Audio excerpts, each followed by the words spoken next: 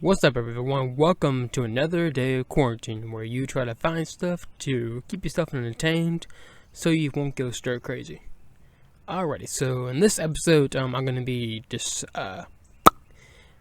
give a little bit of updates on the coronavirus stuff, and then something else that came up about it last time that's just really makes me question about the data and everything, and then whatever else I think of. My name's Sean Clinton, and this is the God of Radio Show, Quarantine Edition.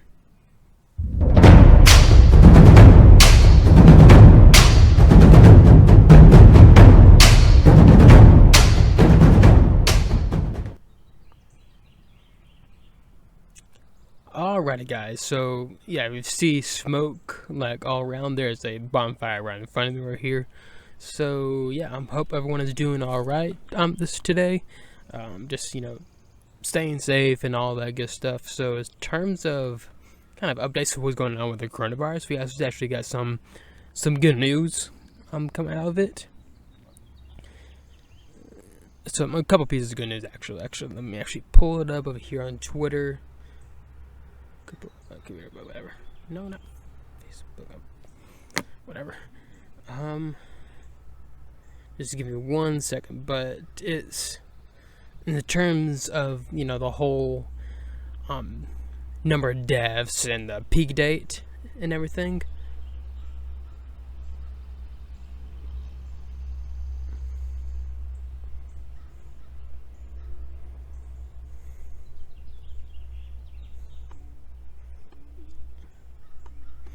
Here we go. So according to the IMHE model, that was kind of the model that's been used a lot.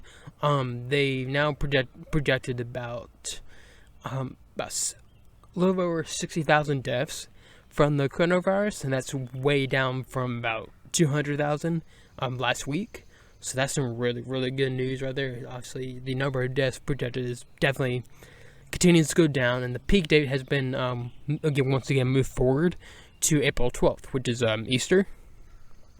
So after that, we should start seeing stuff really, dying down and everything. Like New York City, for example, is starting to see a big decline of hospitalizations and everything.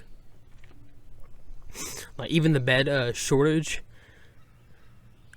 numbers has been dropped pretty good as well. Basically, there's numbers that are needed. So originally it was, oh no, goodness gracious me, this stupid fire.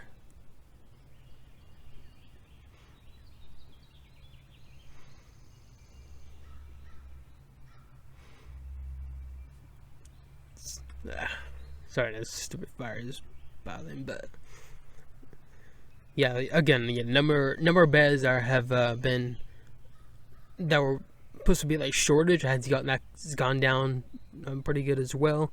So that's all good news, all very good news in terms of it, and I think is going to continue to go down as time goes by, this week goes by, as we get close to the projected the peak date that's coming up on Easter. So it's all good stuff. So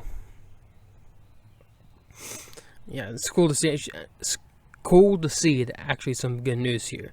So anyways, some other thing that came up last night, actually, that's very eye-opening about this whole thing, is that Dr. Birx, who is one of the members of the Trump administration task force to combat the coronavirus, she basically came out and saying how they've been counting the deaths from the coronavirus. And it's very, very troubling in many ways. So basically, what they've been taking a liberal approach to this whole thing. Basically, anyone who is tested positive for it. So say you have a heart attack and you tested positive for the coronavirus. Now, what they're doing now is they're saying that the cause of death was the coronavirus, not just a heart attack, which should make you question a lot of the numbers that's being thrown out about the deaths and everything, because if they're doing that, they're just assuming that's by the coronavirus, the death from a heart attack or something like that. That's not good. That's very irresponsible, for one. I mean, they should be doing a much more testing to make sure, I mean, it is by a coronavirus before adding that to the numbers. Because, I mean, when you do that, it just makes you question everything. Like, last week, there was a infant that unfortunately died in a car accident.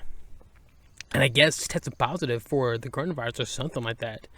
And they decided, the governor there decided to label that the death of the infant it was caused by the coronavirus, not a car accident.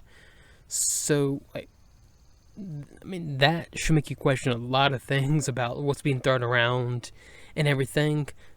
And so, I mean, like, I don't understand the logic about why not do more a thorough test to make sure the death is by coronavirus before just going assuming that it's just assuming it. It's very silly. Very silly. But, I mean, I think that's enough coronavirus talk right there. That was something that really bothered me right there. Yeah, there's a lot of smoke right here for some reason. It's doing circles. Anyways, what else to talk about? Well, apparently, Bernie Sanders has dropped out of the race. So that's some good stuff right there. I mean, he was like going down anyways for a while. I mean, yesterday there was an election in Wisconsin, I believe. So which is, I keep forgetting there's elections going on. So that's good. But I mean, I saw it coming. I saw that eventually Bernie was going to drop out. So right now, obviously, Biden is definitely the nominee. Oh, goodness. For the Democrats. Alright. Oh, so what else to talk about here? I don't know, just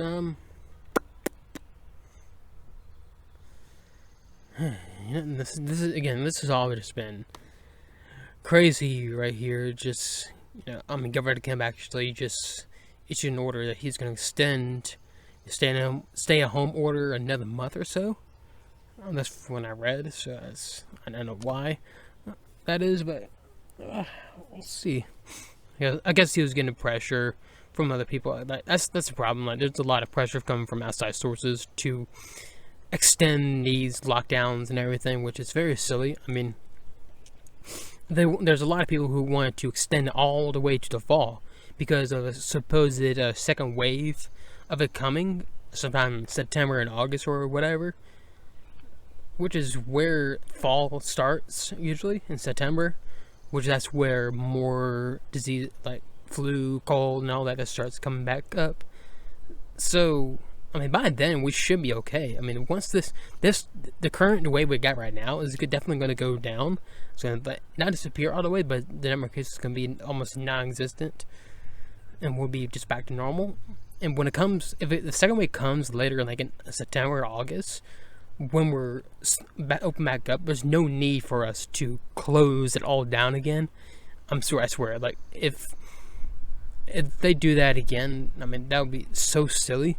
Because, I mean, even when I don't care if we don't have testing or not, there's no need to, once again, to close it down all over again for a second wave, for a supposed second wave.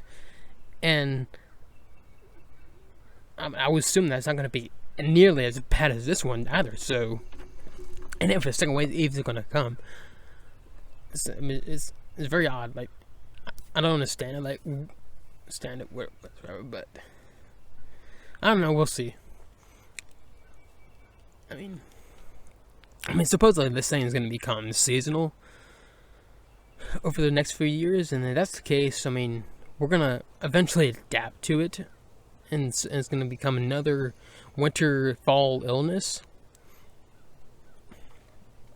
So people would think we're going to need to shut down every time there's a wave of this, needs to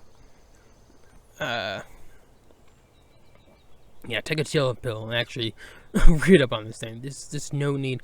There was really no need to lock it all down in the first place for this one, but there's no need to keep it locked down for a possibility of a second wave all throughout the summer. There's no need to keep it locked down all the way through the summer, because this thing is not going to be. The thing's going to disappear.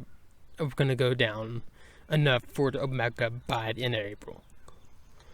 So we'll see about that.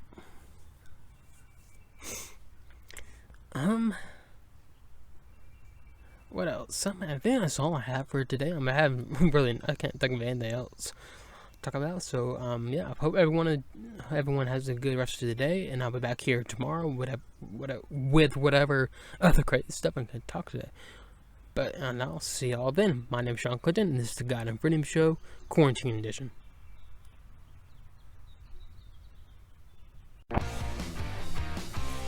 If you enjoyed this episode of the God and Freedom Show, hit that like button and follow the page to get more content. You can also find me on your favorite podcast listening sites like Apple Podcasts, Spotify, and SoundCloud. Thank you for listening or watching.